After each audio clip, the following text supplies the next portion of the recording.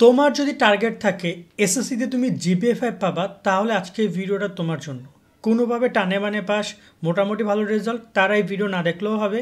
কারণ এখানে আমরা একটু গুড এবং ভালো এবং একটু কষ্টকর কথাবার্তা বলবো, একটু হার্ডওয়ার্কের কথা বলবো, যাতে করে তোমরা এই কঠোর পরিশ্রমের মাধ্যমে একটা ভালো রেজাল্ট পাইতে পারো।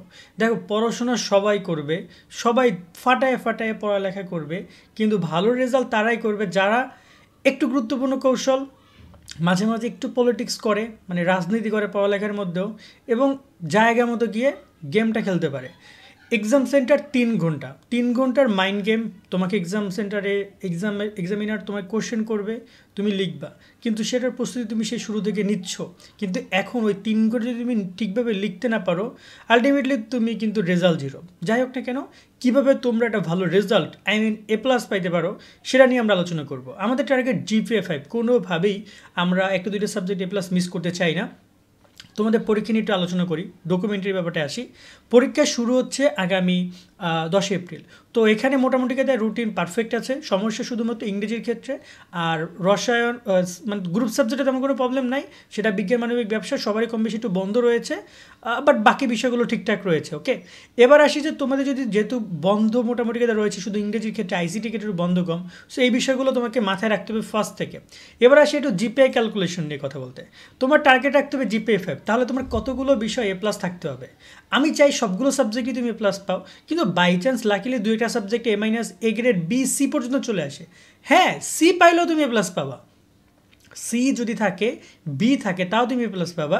এ সম্পর্কিত আমাদের একটা ভিডিও করা আছে যে কয়টা সাবজেক্ট A+ পাইলে কী কয়টা সাবজেক্ট কী পাইলে তোমার A+ থাকবে। সবসময় যে A+ পেতে হবে তা না। তোমার এখানে যদি আমি একটা নর্মাল ক্যালকুলেশনে, আমি যেহেতু ওই আলোচনা করবো না, বাট নর্মালি যদি আমি একটা সর্বনিম্ন একটা ক্যালকুলেশন করি, তুমি যদি দুইটা সাবজেক্ট A- পাও, দুইটা সাবজেক্টে যদি তুমি যদি A- পাও, আর সবগুলো মানে তোমার যেহেতু পরীক্ষা হবে 10টায়, দুইটা সাবজেক্ট A- আর বাকি তুমি 8টা A+, তাও তোমার জিপিএ 5 অপরিবর্তিত থাকতেছে। যদি তুমি 3টা সাবজেক্ট A- পাও, তাহলে মেবি জিপিএ কমে যাচ্ছে। ওকে, 3টা হবে না, দুইটা সাবজেক্টে A- আর 8টা A+, বা যদি তুমি একটা সাবজেক্টে A- এবং একটা সাবজেক্টে বি পাও, তাহলেও তোমার রেজাল্ট আছে। ঠিক আছে, বি পাইলেও হবে না, তোমাকে A- পর্যন্ত ঠিক আছে। আমি দুইটা সাবজেক্টে 3.50 করে পাচ্ছি, পয়েন্ট তো বুঝোই। এ গ্রেড হচ্ছে তোমার 4 পয়েন্টে, A- হচ্ছে 3.50, A+ হচ্ছে 5 পয়েন্টে। আপনার প্রয়োজনীয় সকল পণ্য পেয়ে যাচ্ছেন শিক্ষা বাজারের ফেসবুক পেজ এবং তাদের ওয়েবসাইটে। Calculator, table lamp, smart watch, বিভিন্ন প্রকার এয়ারপোর্টস, ফ্যান, অ্যালার্ম, ঘড়ি থেকে শুরু করে বিভিন্ন কিছু পেয়ে যাচ্ছেন তাদের কাছে। তাই এখনই অর্ডার করুন তাদের ফেসবুক পেজ। এবং সো তুমি যদি দুটো রেজাল্ট খারাপও করো, তাও সমস্যা নাই। তো এই জায়গায় যদি কেউ প্রথম পরীক্ষা বা দ্বিতীয় পরীক্ষা, দুইটা পরীক্ষা খারাপ হয়, তারা হতাশ হয়েও না। তোমার যদি কোনো একটা সাবজেক্টে যদি একদম আমি তোমাকে দেখাই, তুমি কোনো একটা সাবজেক্টে সি পাইছো, আর বাকি সবগুলো তোমার A+, তুমি দেখতে পাচ্ছ আমি ইসলামে সি পাইছি, ইসলামে আমি সি দিয়েছি, তা আমি যদি ক্যালকুলেট করি, তাহলে কিন্তু আমার জিপিএ 5 থাকতেছে। অনেকে বলতেছে ভাই চেঞ্জ হচ্ছে না, আমি তোমাকে দুইটা সি দিই, দুইটা সি দিলাম, আমার জিপিএ আসতেছে 4.67। যদি আমি এখন একটা সি দিই, তোমার আমি শুধুমাত্র বা আইসিটিতে আমি সি দিলাম, আইসিটিতে সি থাকলো, আর ইসলামে আমি A+ দিলাম, দেখতে পাচ্ছ আমার এই যে আইসিটিতে সি। সো আইসিটিতে সি দিলাম, আমি যদি এখন ক্যালকুলেট করে দেখবো আমার জিপিএ 5 আসতেছে। মানে তুমি যদি একটা সিও পাও, দেন তোমার রেজাল্ট মানে A+ থাকবে। এই জায়গায় তুমি আগে শিওর রইলা যে দুই একটা সাবজেক্টে যদি বাই চান্স কোনোটা হইতে পারে, প্রশ্ন কঠিন হইতে পারে, পরিবেশ খারাপ হইতে পারে, এবার আসি যে পড়াশোনার ক্ষেত্রে তোমাদের ফোকাসটা কোন জায়গায় রাখতে হবে। দেখো, তোমাকে মোটামুটি কায়দায় পুরো বই কমপ্লিট করে যেতে হবে, এটা তুমি শিওর থাকো, কারণ তোমাদের কোনো শর্ট সিলেবাস নাই। আর একটা প্রশ্নের টোটাল 3টা পার্ট থাকে। 3টা পার্টে প্রথম পার্ট সহজ, যেখানে প্রশ্নের 20 থেকে 30% থাকে।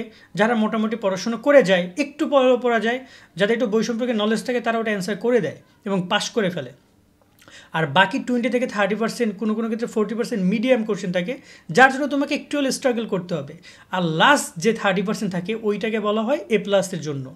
ওই জায়গাটায় বেশি শিক্ষার্থী আটকে যায়। ওই 30% যদি তুমি কভার আপ করতে পারো, লাস্টে যে সাবজেক্টটা কঠিন থাকবে, তবে তুমি A+ পাবা। এখন এর জন্য তোমাকে কী করতে হবে, যখন তুমি একটা বই ধরবা, সাপোজ আমি এখানে গণিত বই ধরতেছি, এখন এই জায়গায় অনেক শিক্ষার্থী গণিত বই যদি আমি তোমাকে একটু দেখাই, গণিত বই নর্মালি একজন শিক্ষার্থী যদি A+ পাওয়ার কথা বলে, তাকে সে আগে সবার আগে পরিসংখ্যান করবে, তারপর জ্যামিতি করবে, তারপর ত্রিকোণমিতি করবে, বীজগণিতের রাশিয়াটাকে অনেকে স্কিপ করে, অনেকে লগে স্কিপ করে। সো এই জায়গায় তোমাকে A+ পেতে হলে কোনো কিছু স্কিপ করা যাবে না, তোমাকে সব কিছুর উপরে অলরাউন্ডার থাকতে হবে। হ্যাঁ, তুমি অলরাউন্ডার না, কোনো একটা ব্যাপারে তোমার অবহেলা রয়েছে বা অপারগতা রয়েছে, তুমি পারছো না কোনো কারণে, হয়নি কোনো কারণে, কিন্তু তার মানে এই না যে পরবর্তী সাবজেক্ট হবে না। মাইন্ড স্ট্রং করো যে না, আমি একটা সাবজেক্টে মিস করছি, আমি আবার পরের সাবজেক্টে মিস করা যাবে না, পরের সাবজেক্টে আমি ফুললি আমি পড়াশোনা করবো, আমি প্রিপারেশনটা থাকবে। সেই জায়গায় এ প্লাস পাওয়ার মূল টার্গেট হচ্ছে যে তোমাকে, বা প্রথম যে শর্ত সেটা হচ্ছে যে কোনো কিছু মিস করা যাবে না, সব জায়গায় তোমাকে অলরাউন্ড থাকতে হবে। 2 নম্বর যে ব্যাপারটা সেটা হচ্ছে তোমাদের, আমি এখানে তোমার একটু সাজেশন নিয়ে আলোচনা করি। তোমরা যারা এখনও সাজেশন ভিডিওগুলো আমাদের দেখো নাই, তারা আমি ডিসক্রিপশনে লিঙ্ক দিয়ে রাখবো তোমাদের এসএসসি 2025 সাজেশন। এখানে তোমার যে বিষয়ে ভিডিও দরকার সেই ভিডিওর উপরে তুমি ক্লিক করবে, যদি গণিত সাজেশন দরকার গণিত সাজেশন উপরে ক্লিক করো, তুমি আমাদের ইউটিউবের গণিত সাজেশনগুলো পেয়ে যাবা। এবং এখানে আমরা সবগুলো বিষয় দিয়ে রেখেছি তোমাদের সাজেশন, এখানে সব সাজেশন তুমি পাচ্ছ। অলরেডি গণিত সাজেশনটা কয়েক লাখ শিক্ষার্থী দেখেছে, 1-1.5 লাখ তো দেখেছে, দেখে তারা প্রিপারেশন নিচ্ছে। সো তোমাদেরকে বলবো তোমরা এইসব জায়গা থেকে তোমাদের প্রিপারেশনগুলো নিয়ে নেবা। অলরেডি গণিত দেখতে পাচ্ছ 1,81,000 শিক্ষার্থী থেকে প্রিপারেশন নিচ্ছে, সো তোমরা সেখান থেকে প্রিপারেশনগুলো নিও। এবার আসি তোমাদের আরও 2টা পয়েন্ট নিয়ে কথা বলতে, সেটা হচ্ছে তোমাদের রুটিনটা একটু দেখায়, রুটিন দেখলে বুঝতে পারবা। তোমরা যারা পরীক্ষা দিচ্ছ তোমাদের মাথায় রাখতে হবে যে আমরা এখানে কোন কোন সাবজেক্টগুলোতে বন্ধ কম। দেখো তোমাদের মোটামুটি কায়দে পরীক্ষার আগে 2বার এক একটা করে সাবজেক্ট রিভিশন দেওয়ার প্ল্যানিং রাখতে হবে। তো একবার তুমি পরীক্ষার আগে দিবা, যেহেতু তোমাদের রমজান পড়তেছে, রমজানের তোমরা একবার দাও, আর বাকি যে সেকেন্ড বারটা দিবা সেটা একদম পরীক্ষার আগ মুহূর্তে। এবং পরীক্ষার আগ মুহূর্তে আইসিটি কীভাবে রিভিশন দিবা, মাত্র তোমার হচ্ছে যে একদিন কোনো বন্ধই নাই। আর যেহেতু 25টা এমসিকিউ সম্ভব, যদি সারা রাত পড়ো ভালো করে, রাত্রে সন্ধ্যা থেকে একদম রাত্র পর্যন্ত ভালো করে পড়ো, রাত্রে 11টা-12টা, পসিবল, ইম্পসিবল কিছু না, কিন্তু তোমাকে একবার আইসিটি আগে রিভিশন দিতে হবে। এটা নিয়ে আমরা একটু একটা ভিডিও করেছি, আইসিটি কীভাবে তুমি 1 দিনে বা 2 দিনে শেষ করবা সেটা দেখে নিও। তারপরে যদি কথা বলি ইংরেজিতে, তোমার ফার্স্ট পেপারও বন্ধ মাত্র 1 দিন, সেকেন্ড পেপারও বন্ধ 1 দিন। এই যে একদিন বন্ধ, ইংরেজি কোনোভাবেই সম্ভব না। তো তোমাকে আগে এই সাবজেক্টগুলো তুলে রাখতে হবে। যদি তোমার কাছে এগুলো আগে তোলা থাকে তাহলে তুমি রিভিশন দিয়ে তুমি খুব ভালো একটা রেজাল্ট তুমি করতে পারবা, এটা সবচেয়ে গুরুত্বপূর্ণ। দেন আমি তোমাদের সবচেয়ে একটা পয়েন্ট নিয়ে আলোচনা করবো, 3 নম্বর পয়েন্ট, সেটা হচ্ছে লেখার কৌশল। দেখো তুমি 3টা ঘন্টা টাইম পাচ্ছ, 3টা ঘন্টার মধ্যে তুমি অনেক কিছু করতে পারবে না, কিন্তু তোমাকে যতটুকু করার দরকার ততটুকু তোমাকে করতে হবে 3 ঘন্টার মধ্যে। সেক্ষেত্রে কী কী করণীয় সেটা আমি তোমাদেরকে একটা একটা করে বলছি। 3 ঘন্টা লেখার ক্ষেত্রে তুমি 3টা জিনিস মাথায় রাখবা। এক হচ্ছে টাইমিং। তোমার কখনোই তুমি লেখার ক্ষেত্রে অতিরিক্ত সময় কাউকে দিবে না। একটা সৃজনশীল লেখার জন্য তুমি আগেই ক্যালকুলেট করো, বাংলার ক্ষেত্রে 7টা সৃজনশীল তোমাকে লিখতে হবে। তো বাংলা 7টা সৃজনশীল লেখার জন্য তুমি কতটুকু সময় পাচ্ছ? তুমি বাংলা সর্বোচ্চ একটা সৃজনশীল লেখার জন্য সময় পাবা, আমি যদি গেস করি যে 21 মিনিট বা এরকমের, যেহেতু 7টা সৃজনশীল 2 ঘন্টা 30 মিনিট লিখতে হবে, 20-21 মিনিট টাইম পাবা। এখন তুমি কোনোটা যদি 25 মিনিট টাইম দাও, কোনোটা যদি তুমি 20 মিনিট বা 18 মিনিট টাইম দাও বা 15 মিনিট টাইম দাও, 25 মিনিট টাইম দিচ্ছ, তো আরেকটা জায়গা থেকে তো অবশ্যই 5 মিনিট তোমাকে কম দিতে হবে। এই যে টাইমিংয়ের ব্যাপারটা, এই কারণে অনেক শিক্ষার্থী পরিপূর্ণভাবে লিখতে পারে না। তুমি যদি লিখতে না পারো, অনেক ভালো প্রিপারেশন নিচ্ছ, আমি যা বলছি সব মেনে চলতেছো, সব সাজেশন ক্লাসগুলো দেখেছো, বাট তুমি যদি পারফেক্টলি লিখতে না পারো তাহলে কিন্তু তুমি মানে বলা যায় যে গোড়ায় গলদ হয়ে গেল। তো এই জায়গাটা তোমাকে খেয়াল রাখতে হবে। 2 নম্বর যে পয়েন্টটা তোমাকে খেয়াল রাখতে হবে সেটা হচ্ছে যে লেখার ক্ষেত্রে হাতের লেখার দিকগুলো, যেগুলো ভালো তোমার লেখা আসবে, যেগুলো তুমি অ্যান্সারগুলো খুব সুন্দরভাবে দিতে পারবে, সেগুলো চেষ্টা করবে প্রথম দিকে রাখার। এতে করে শিক্ষকের কাছে প্রথম দিকে সৃজনশীলের জন্য মার্ক ভালো পায়, বা যে কোনো প্রশ্নের জন্য মার্কগুলো ভালো থাকে। আর 2 নম্বর হচ্ছে তোমার এখানে আরেকটা হাতের লেখার ব্যাপারে আমি যদি বলি যে তোমার লেখা নিয়মের ক্ষেত্রে চেষ্টা করবে কোনোভাবে যেন কাটাকাটি বেশি না হয়, খাতার জন্য পরিষ্কার পরিচ্ছন্ন হয়। শিক্ষক যেন তোমার হাতের লেখা খারাপ হতে পারে, খারাপ স্টুডেন্টরা প্লাস পায়, এমন না যে হাতের লেখা খারাপ হলে প্লাস পাবা না, পাবা, বাট তোমাকে লেখাটা স্পষ্ট শিক্ষক যেন পড়তে পারে।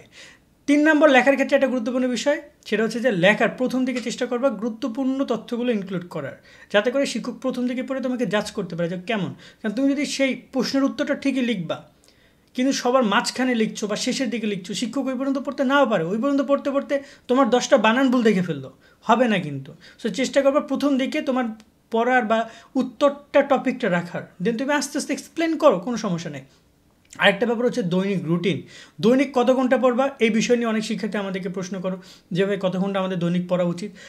পড়ার কোনো মানে নিয়ম নীতি আমার কাছে মনে হয় না আছে। তোমার হাতে যতটুকু সময় আছে তার উপর তুমি ডিপেন্ড করো। তোমার যদি অনেক পড়া বাকি থেকে থাকে তাহলে তুমি 7 থেকে 10 ঘন্টা, 8 ঘন্টা থেকে 10 ঘন্টা পড়তে পারো, 12 ঘন্টাও পড়তে পারো। কিন্তু তোমার যদি পড়া অলরেডি হয়ে থাকে তাহলে তুমি রিভিশন পর্যায়ে যদি থাকো তাহলে তুমি 6 ঘন্টা বা 8 ঘন্টা পড়া নর্মাল রিভিশন দিচ্ছ, নতুন যদি কিছু থাকে সেগুলো এক্সপেরিমেন্ট করতেছো, এক্সাম দিচ্ছ, এগুলো তুমি দেখো, যত বেশি পারো এক্সাম দাও। যারা ভালো স্টুডেন্ট এবং যারা ভালো রেজাল্ট করছে তাদের সবচেয়ে বড়টা বৈশিষ্ট্য হচ্ছে তারা অনেক এক্সাম দিত। এক্সাম মানে কেমন, তুমি ধরে নাও যে একটা টিচারের পরীক্ষা হচ্ছে, সেখানে পরীক্ষা দাও, কারণ নিজেকে যত যাচাই করবা, মডেল টেস্ট হচ্ছে, মডেল টেস্টের উপর পরীক্ষা দাও, টেস্ট পেপার নিজে একটা টেস্ট পেপার ঢাইকা উত্তর ঢাইকা তুমি একটা এমসিকিউর উপর একটা এক্সাম দাও। যত নিজেকে যাচাই করবো তত নিজের ভুল ভ্রান্তি সামনে পড়বে এবং সেটার উপরে সংশোধন করতে পারবা। কারণ তুমি যদি আলটিমেটলি তোমার নিজে বের করো এবং সেটা সংশোধন করো, পরীক্ষায় তুমি ভালো রেজাল্ট করবে, তোমাকে কেউ আটকাইতে পারবে না, সে ক্ষমতার কারণ নাই। আশা করি তোমাদের ব্যাপারগুলো আমরা বুঝতে পেরেছি। সো তোমরা এই জিনিসগুলোর উপর আমল করো, ইনশাল্লাহ ভালো রেজাল্ট করতে পারবা। আজকের মতো আমরা এখানে বিদায় নিচ্ছি। সকলে অনেক ভালো থাকবা। আল্লাহ হাফেজ।